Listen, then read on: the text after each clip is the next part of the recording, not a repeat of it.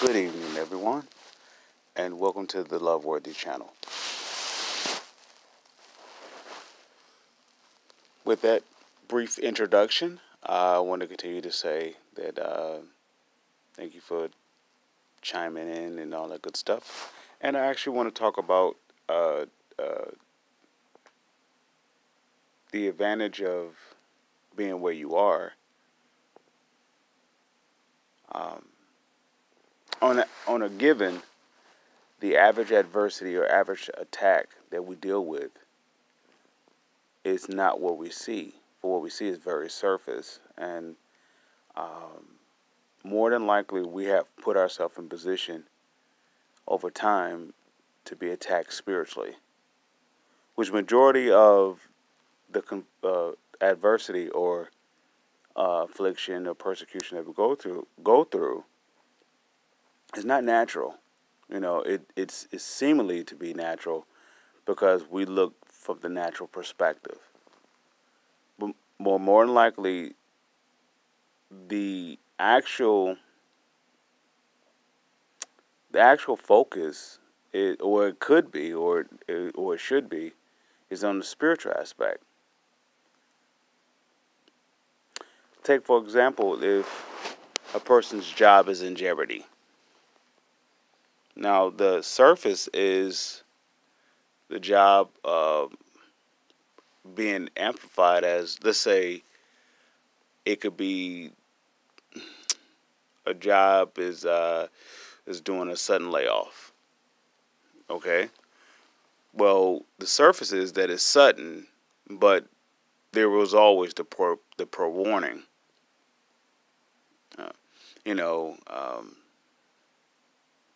there was always a previous warning before the actual shutdown. Did we pay attention to it? Did we recognize it? Could we see it? Was the information made available for us um, to make proper adjustments? Possibly, but it depends on what information was relayed and what information that actually our attention was centered upon. So I say that to say the average attack that we embrace or that we face is actually a mirage. To get where you have to go, you have to face the point of growth. You know, um, as Christians, we believe it's the point of faith. You have to go from one level of faith to the next level, and so that means you have to face some form of adversity. We believe that it's not God's design per se, but it is part of the evolution process. We walk by faith. We uh, live by faith. We make our decision by faith and not by sight. For what by sight can actually be, well, actually, it is the mirage. It is actually an illusion. What's actually is in front of what is yet to be seen. You know, so if we take that into consideration, with majority of the outlines that we deal with, even in this life is, according to us, is a it's like vapor. It's short lived. But this is not really the real life. There is an afterlife. After what we come to knowledge of living in this body, which is all the information that we come to know, there is another life to live. There's an eternal life. Now, we know very little about that because we are in a natural form. Now, the Father gives us, He reveals unto us, through over time about the afterlife. And some can catch on, some is plugged in, and some, hey, they desire to stay where they are, what they know. And majority of information that we know is passed on through some prior outlet. We are far more advanced once we realize that we're not a body, we actually have a soul.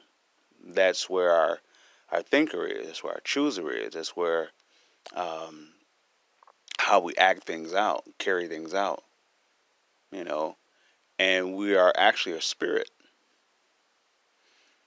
Once we come to that realization, we can actually transform from what we see to actually what's not being seen. That may take a little time for some who wants to be, if they're not. I almost want to say it's almost impossible to see it if you're not born again. Because we're stuck in what we would say the matrix. The reality, what we see, is not really real, but it's the reality that all that we know. We can call those things feelings. If it hits the five senses, the five physical senses, that's all we have been taught. That's all we have the knowledge of until we cross over to the other side, spiritually. Now, crossing over to the other side of spirituality is considered taboo for some. It's considered, it's considered non-existence for some because they know very little about it.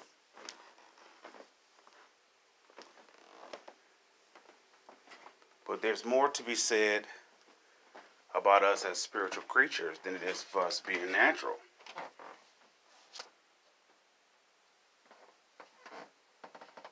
We are very advanced once we come to that realization that we have more to offer ourselves as a spiritual creature than we do a natural creature.